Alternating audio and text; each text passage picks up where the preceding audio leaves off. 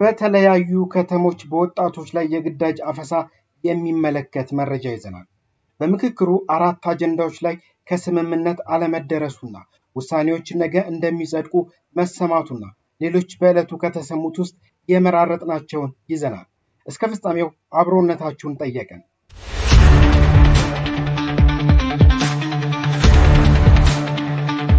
በተለያዩ የኢትዮጵያ ከተሞች በወጣቶች ላይ ያተኮረ መጠነ ሰፊ የግዳጅ አፈሳና እገታ እየተካሄደ መሆኑን የመሰረት ሚዲያ መረጃዎቹን ጠቅሶ ዘግቧል።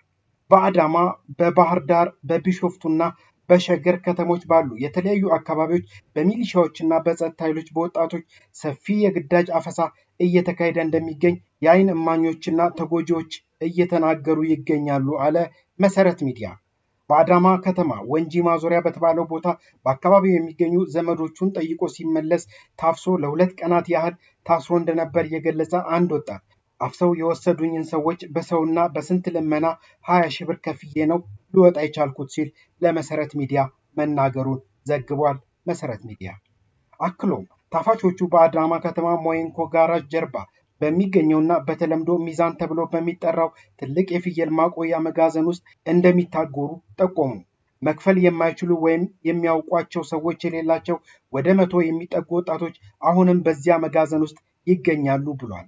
በተመሳሳይ ሁኔታ በባህር ዳር ከተማ ነሐሴ 12 ቀን 2018 ዓመተ ምህረት በወጣቶች ላይ የተጠናከረ የግዳጅ አፈሳ መካሄዱን ከስፍራው የተገኙ መረጃዎች ያመለክታሉ አለ መሰረት ሚዲያ።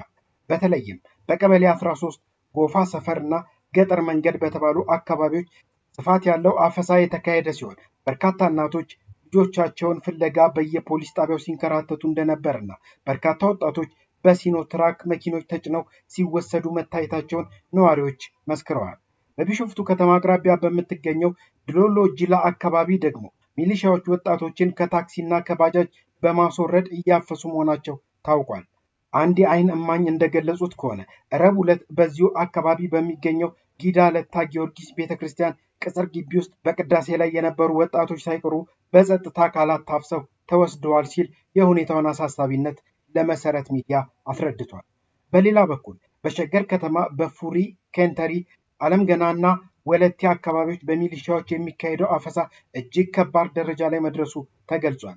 በሚሊሻዎች የደፈጣ ድርጊት ምክንያት ወጣቶች ከቤት ወጥተው ዕቃ መግዛት እንኳን እንዳልቻሉ የተናገሩ አንድ የወለቴ ነዋሪ በእኛ አካባቢ ብቻ በብዙ ሺህ የሚቆጠሩ ወጣቶች ታፍሰው ሐረር ዳቦ አካባቢ በሚገኘው የወጣቶች ማዕከል ውስጥ ታጉረዋል ብለዋል።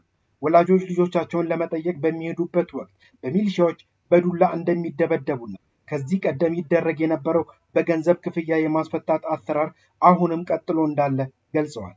ይህ በእንዲህ እንዳለ ትግራይን ጨምሮ በተለያዩ የሀገራችን ክፍሎች የሚፈጸሙ መሰል ህገወጥ እስራቶችና ሰብአዊ መብት ጥሰቶች የዜጎችን የመንቀሳቀስ መብት በእጅጉ የገደቡት ሲሆን ወጣቶች ስራቸውን ትተው በቤታቸው ለመሸሸግ እንደተገደዱና የሚከላከልላቸው አካል በማጣታቸው ስጋት ላይ መውደቃቸውን አስታውቋል ሲል መሰረት ሚዲያ ዘግቧል።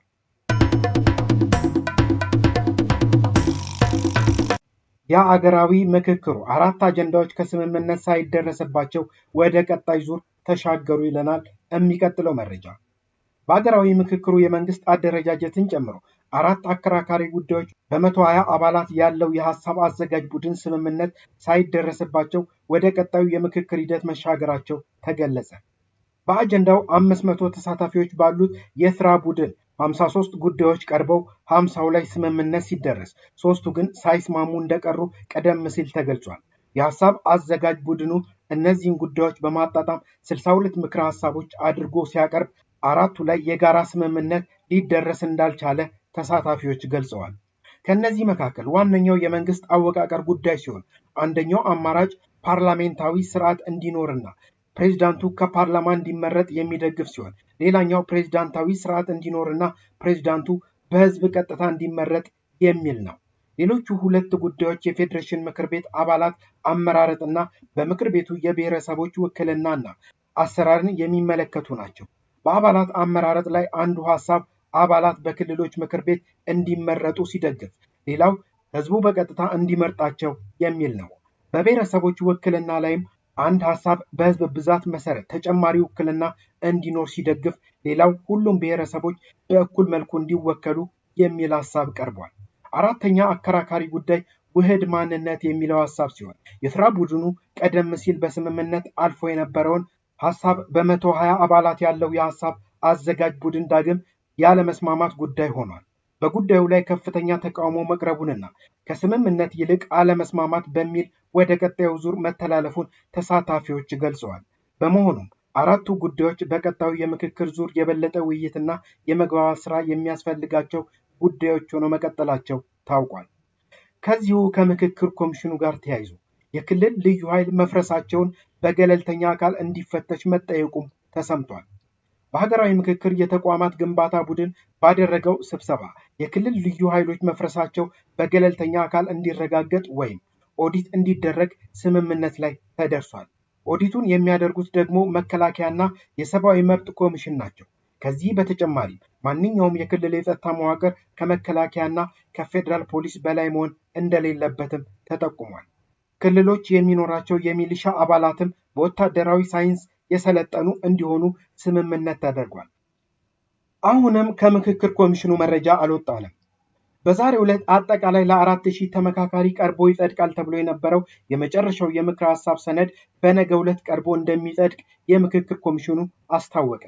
በዛሬው ዕለት ለአጠቃላይ 4000 ተመካካሪ ቀርቦ ይጸድቃል ተብሎ የነበረው የመጨረሻው የምክር ሀሳብ ሰነድ በነገው ዕለት ቀርቦ እንደሚጸድቅ ያስታወቀ ሲሆን ይህም ከስምንቱ ቡድኖች የተውጣጡ 120 አጠናካሪ አባላት በስምንቱም አጀንዳዎች ምክር ሀሳብ ላይ ያዘጋጁት አንድ ወጥ የውይይት ሰነድ ነው ብሏል። በዛሬው ዕለት በስራ ቡድኑ ደረጃ የሁሉም አጀንዳዎች ምክር ሀሳብ ለተመካካሪዎች ቀርበዋል። በዛሬው ዕለት የመጨረሻው ውሳኔ ለጠቅላላ ጉባኤው ቀርቦ እንደሚጸድቅ ኮሚሽኑ መግለጹን በበርካታ ሚዲያዎች ተዘግቦ እንደነበር የሚታወስ ሲሆን በዛሬው ዕለት ያልጸደቀበትን ምክንያት ያስረዳው ኮሚሽኑ አጀንዳ የሚያጣጥሙት 120 አባላት ያለው ቡድን ከፍተኛ ጥንቃቄ ስለሚፈልግ በቂ ጊዜ ስለሚያሻ እንደሆነ ገልጿል። ምክትል ኮሚሽነሯ ሂሩት ገብረስላሴ በዛሬው ዕለት መግለጫ በሰጡበት ወቅት ተመካካሪዎች ባለፉት ቀናት የስምንቱንም ቡድኖች አጀንዳዎች አጠናክረው ሲያዘጋጁ ቆይተዋል ያሉ ሲሆን ስራው ከፍተኛ ጥንቃቄ የሚፈልግ በመሆኑ ጊዜ ወስዷልም ብለዋል። ኮሚሽነሯ በትናንትናው ዕለት 4000 ተመካካሪዎች በተሰበሰቡበት ወቅት አጠናካሪዎች ተጨማሪ ጊዜ እንደጠየቁም አንስተዋል። በፌዴራል ከተሞች አጀንዳ ስር የሚመካከረው ቡድን 4 ሰዓት ተኩል ላይ አጀንዳዎችን በንባብ መልክ ለማቅረብ መክፈቻውን ጸሎት ሲያደርግም ተመልክታለች። በመግለጫቸው አክለው እስከ ትላንት ማታ ድረስ ሲከናወን የቆየው ይህ የማጠናቀቅ ስራ ተጠናክሮ ዛሬ ጠዋት ጀምሮ ለእያንዳንዱ ቡድን ሰነዱ እየቀረበ ይገኛል። የተለያዩ የስራ ቡድኖች ያልመከሩባቸው አጀንዳዎች ላይ ምንም አይነት ምክር ሀሳቦች እንደቀረቡ እየተነበበላቸው እንደነበረም ተሰምቷል። ምክትል ኮሚሽነሯ አክለው በአሁኑ ወቅት እያንዳንዱ ቡድን የቀረበለትን ሰነድ በመገምገም ላይ የሚገኝ ሲሆን አንዳንዶቹ ቡድኖች ጠዋት በነበረው ጊዜ የ5 እንዲሁም 6 አጀንዳዎች ምክር ሀሳብ ሰምተው ማጠናቀቃቸውን ገልጸዋል። ይህም ሂደት እያንዳንዱ ቡድን በመጨረሻው ሰነድ ላይ የራሱን ግብአትና አስተያየት እንዲያካትት ለማስቻል የተዘጋጀ እንደሆነ አንስተዋል።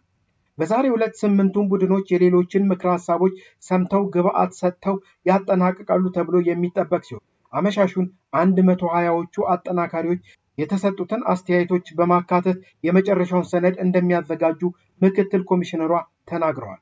ይህ የተጠናቀቀው ሰነድ በነገው ዕለት ለ4000 ተሳታፊዎች ይቀርባል ተብሎ የሚጠበቅ ሲሆን ነገር ግን ከዚህ ቀደም በዛሬው ዕለት ቀርቦ እንደሚጸድቅ ኮሚሽኑ ማሳወቁን የተለያዩ ሚዲያዎች እንደዘገቡ የሚታወስ ነው። 120 ቡድኑ ለስራ ቡድን የተጣጣመውን ምክር ሀሳብ ካቀረበ በኋላ መልሶ ግብአቶችን በማካተት ተጣጥመው የተዘጋጁ ምክር ሀሳቦች በትናንትናው ዕለት ለተመካካሪ ቡድኖች ይቀርባሉ ተብሎ የነበረ ቢሆንም በዕለቱ ስራው ተከናውኖ ባለመጠናቀቁ በዛሬው ዕለት እንዲቀርቡ ሆነዋል። በምክክር ጉባኤው ሂደት ዙሪያ ተሳታፊዎች የፖለቲካ ፓርቲዎች መግለጫ ማውጣት ያልቻሉት በውስጣቸው በተፈጠረው የሀሳብ ልዩነት ምክንያት መሆኑን ምንጮች ተናግረዋል። ገዢው ፓርቲ አዲስ በሚመሰርተው መንግስት ስልጣን እንደሚሰጣቸው ቃል የገባላቸው አንዳንድ የፓርቲ አመራሮች መግለጫ እናወጣም የሚል አቋም ይዘው መቆየታቸውን ከ3 ፓርቲዎች አመራሮች ሰምተናል ሲል ዋዜማ ዘግቧል። በህግ የበላይነትና ሰብአዊ መብቶች የመከረው የምክክር ጉባኤው የስራ ቡድን ለሁሉም ዜጎች እኩል መብት የማይሰጡ የክልል ህገ መንግስቶች ለሰብአዊ መብት ጥሰቶች ምክንያት በመሆናቸው መሻሻል አለባቸው የሚል ምክረ ሀሳብ ማቅረቡን ዋዜማ ተረድቻለሁ ስትል ዘግባለች። በሙስናና መልካም አስተዳደር ጉዳዮች ላይ የመከረው የስራ ቡድኑ በበኩሉ የመንግስት ሰራተኞች ግብር እንዲቀንስ የምክረ ሀሳብ አቅርቧልም ተብሏል መባሉን ከዋዜማ ሰምተናል። ዛሬም እንላለን ሰላም ለሀገራችን፣ ሰላም ለምድራችን።